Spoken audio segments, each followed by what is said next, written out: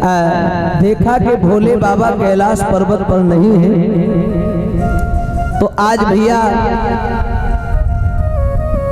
आगे बढ़ते गए नारद और आगे जाकर के क्या देखा कि माता जी वो परात्मा जगदम्बा माता पार्वती जी बैठी हैं। तो पार्वती को जाकर के नारद ने प्रणाम किया, मैया ने आशीर्वाद दिया, बोले लाला बड़े दिनों के बाद में आए हो, एक बात बताओ आज अचानक तुम्हारा आना कैसा हुआ? बोले मैया बस मन हुआ कि लाओ बाबा के और मैया के दर्शन कराएं तो चले आए। लेकिन मैं ये पूछना चाहते हैं माँ, एक बात बताओ आज भोले बाबा नहीं है क्या?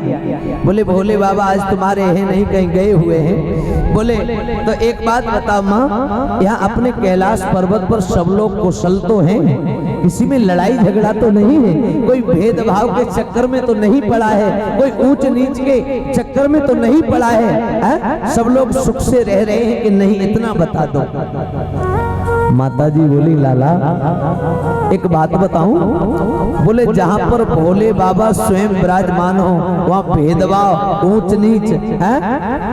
कैसी बातें कर रहा है? भोले बाबा है कर्पूर गौरम करुणावतारम, करुणा के अवतार है भोलेनाथ। और यहाँ भोलेनाथ का जो परिवार है वो समता का परिवार है, जिस परिवार में एक बैल और एक शेर, एक चूहा और एक सर्प एक टेबल पर बैठ करके नाश्ता कर लेते हैं ना, तो हमारे यहाँ ऐसी कोई दिक्कत नहीं, सब लोगों में बड़ा प्रेम है, पति पत्नी में प्रेम है, भाई भाई में प्रेम है, और सब लोगों में। नारद ने जो सुना ना कि पति पत्नी में प्रेम है, नारद ने बात को पकड़ लिया। बोले एक बात बताओ, तुम दुनिया के परिवारों की बात कर रही हो, एक बात बताओ कि भोले बाबा जो तुम्हारे पति देव हैं वो तुम्हें कितना प्यार करते हैं? जवाब दो लाला, वो तो मुझे बहुत प्यार करें, बहुत प्रेम करें, आज तक उनने कोई भी अपने हृदय की बात को हमसे नहीं छुपाया है। माता जी सच कह रही हैं? बोले हाँ। बोले आज तक किसी बात को उन्होंने नहीं छुपाया, और कोई बात अगर छुपाने का प्रयास भी किया तो कबू कबाने का नशा पत्ता ज्यादा करें, सो बिना पूछे सब कुछ बता देते हैं मेरे को, ऐसे नारद बोले मैया दूसरे के घर की बात कर रही हो और हमें लगता है कि सबसे बड़ा जो भेदभाव है वो तुम्हारे घर के बीच में है। बोले मतलब? बोले मतलब ये है, तुम ये कह रही हो कि भोले बाबा हमें सब कुछ बता देते हैं, तो मैं तुमसे ये पूछना चाहते हैं कि एक बात बताओ, भोले बाबा ने सब कुछ बताया होगा तो तुम्हें ये भी बात बता दी होगी कि अपने गले में जो मुंडों की माला भोले बाबा पहने हैं, उस माला में जो मुंड लगे हैं वो किसके लगे हैं मालूम है? मैया बोली लाला ये बात तो ना मैंने उनसे कभी पूछी और ना उनने मोए कभी बताई।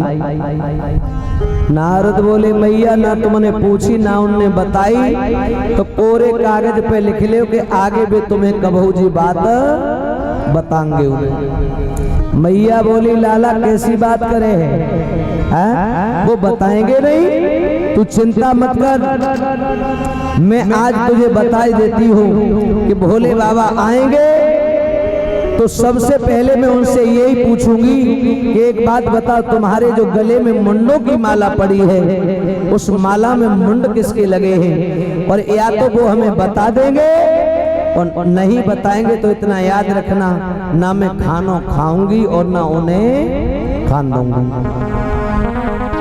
हाँ, नारद ने सोची अब हमें लगती है कि बारूद में आग लग चुकी है, एक काम करो यहाँ से निकलो, बाई में भलाई। मेरे भैया आज नारद धीरे से खिसकने लगे और जैसे ही नारद खिसके तब तक भोलेनाथ आ गए।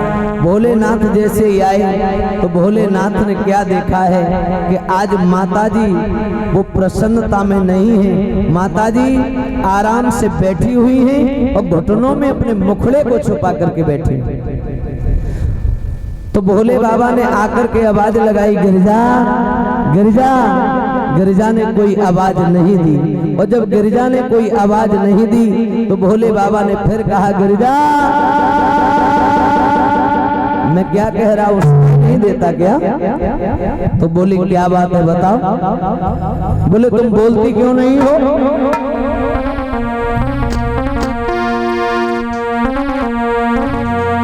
तो बोली, मैं नहीं बोलूंगी। और जवाब दिया, सुनो कि अब नहीं बोलूंगी। बाबा बोले, है कागो सुने बोले है? तो बोली, सुनो कि अब नहीं बोलूंगी और स्वामी का एक भेद छुपायो। अब नहीं बोलूंगी, स्वामी का एक भेद छुपायो। अब नहीं बोलूंगी, स्वामी का एक भेद छुपायो। जवाब दिया बाबा जी, मैं नहीं बोलूंगी। क्यों? मैंने क्या भेद छुपा लिया? भोलेनाथ पूछ रहे हैं। तो बता रही है, सुनो। अरे मुंडन माल गले में डारी, मुंडन माल गले में डारी। बाबा नाही भेद तयो त्रिपुरारी, नाही भेद तयो त्रिपुरारी। जहर विष खाऊं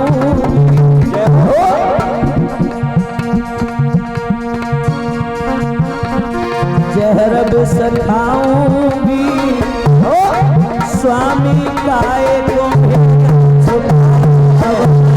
बोलूंगी, स्वामी का एक बोलूंगी, स्वामी का एक। अरे हर पल करी तुम्हारी सेवा, हर पल करी तुम्हारी सेवा। तुम सो देव नाय है देवा, तुम सो देव नाय है देवा। कि रह नहीं पाऊंगी, स्वामी का एक भेद छुपायो। अब ना बोलूंगी, स्वामी का एक भेद छुपायो।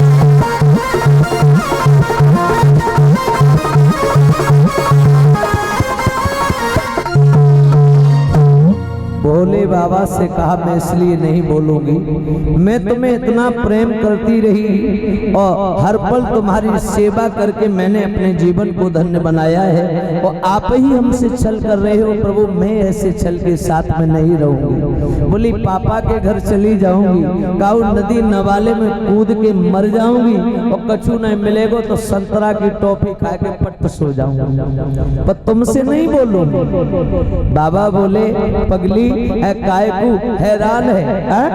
अरे तू ये कह रही है कि मुंडों की माला के बारे में नहीं बताया, तो ये बात नाराज होने की क्या जरूरत थी? तू प्रेम से पूछ लेती, हम तो तुझे वैसे ही बता देते।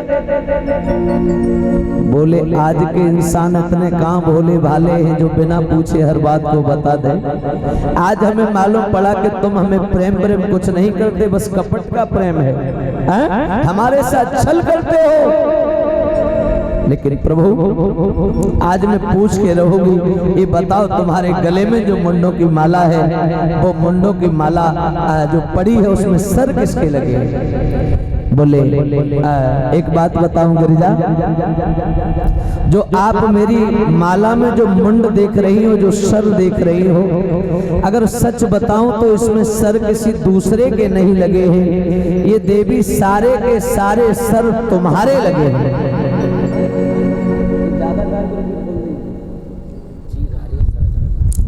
बोले, ये जो सारे के सारे तुम कह रहे हो सर मेरे लगे हैं, तो मैं आपको एक बात बता दूं, इसका मतलब तो ये हुआ बाबा जी कि मैं इतने जो सर देख रही हो ना, इससे ये प्रतीत होता है कि मैं इतनी बार मर चुकी हूँ। बाबा बोले हाँ सही बात है, तुम इतनी बार मर चुकी हो। मैया ने कहा बाबा एक बात बताओ, जब मैं इतनी बार मर चुकी हूँ तो तुम सत्य बताना, तुम्हें कितनी बार बुखार आया है? तुम्हें कभी कुछ हुआ कि नहीं? बोले बाबा, बोले देवी जी हमें कुछ हो नहीं सकता है। और इधर ये 100 रुपए के द्वारा हमें सम्मानित कर रहे हैं हमारे शाहरुख भाई। आइए बैठिए ना, जाते कहाँ हो? भूख लगी है? खाया? हाँ। इधर भोले बाबा ने जवाब दिया कि गिरिजा तुम नहीं जानती हो, मैं तुम्हें इतना प्रेम करता हूँ कि जब जब तुम्हारा विवाह मेरे साथ में हुआ है और तुम्हारा जब जब मरण हुआ है तो मैं तुम्हारे प्रेम में इतना अंधा हुआ हूँ कि जब जब तुम मरी हो तब तब तुम्हारे रुंड से मुंड को काट करके मैंने अपनी माला में पिरोया है। इतना प्रेम मैं करता हूँ तुम्हें।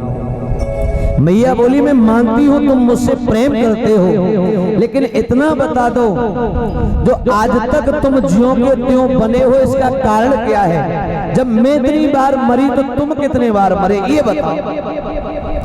बोले बाबा, बोले पगली हम मरते नहीं हैं। बोले मरते क्यों नहीं, यही तो मैं पूछना चाह रही हूँ। बोले हम मरते इसलिए नहीं हैं क्योंकि हम जानते हैं अमर कथा, और जो व्यक्ति अमर कथा को सुन लेता है, जो अमर कथा को जानता है, वो इस जन्म लेने और मरने वाले झंझट से परे हो जाता है। क्योंकि अमर कथा का मतलब ही है कि काया को अमर कर देना। तो हमारे जीवन में अमरनाथ की अपार कृपा है जिससे हम कभी न जन्म लेते हैं और ना ही कभी मरते हैं। मैया बोली अब बताओ इससे बड़ा भी कोई और छल करोगे हमसे? जब तुम अमर कथा के माध्यम से आज तक अमर हो तो तुमने ये कृपा काहे को नहीं मेरे ऊपर की? मैं तुम्हारी अर्धांगिनी बनकर के यहाँ रह रही हूँ तो पति का धर्म बनता है कि पत्नी के सुख के लिए वो कुछ भी कर सकता है, लेकिन तुमने मेरे जीवन में क्यों नहीं सोचा एक भी बार? और सुनो, आज मैं ये प्रण करती हूँ कि या तो मुझे आप कथा को सुना दीजिए वरना मैं नहीं रहूंगा। मुझे वो अमर कथा सुननी है जिससे काया अमर हो जाती है। क्योंकि तुम्हें मालूम है मरना फिर जन्म लेना और जन्म लेने के बाद में फिर शादी विवाह के चक्कर में पड़ना, इन झंझटों में मैं नहीं पड़ना चाहता। तो आज भोलेनाथ ने कहा सुनो, अगर ऐसी बात है तो चिंता न करो, हम तुम्हें वो कथा अमरनाथ की जरूर सुनाएंगे जिससे काया अमर होती।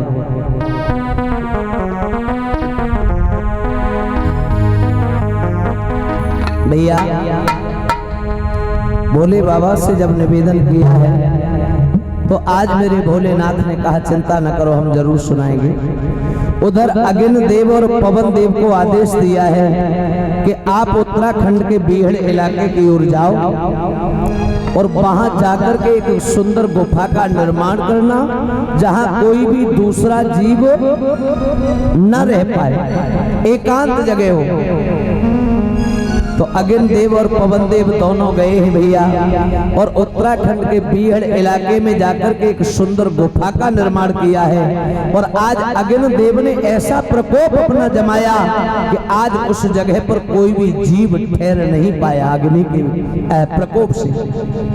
हमारे संत जन कहते हैं कि एक तोती का अंडा था, वो तोती का अंडा एक वृक्ष की खोलहाड़ में रखा रह गया और वो जो तोती का अंडा है वो ना उड़ने के काबिल था और ना कहीं भागने के काबिल था, इसलिए वो वृक्ष की खोलहाड़ में रखा रह गया।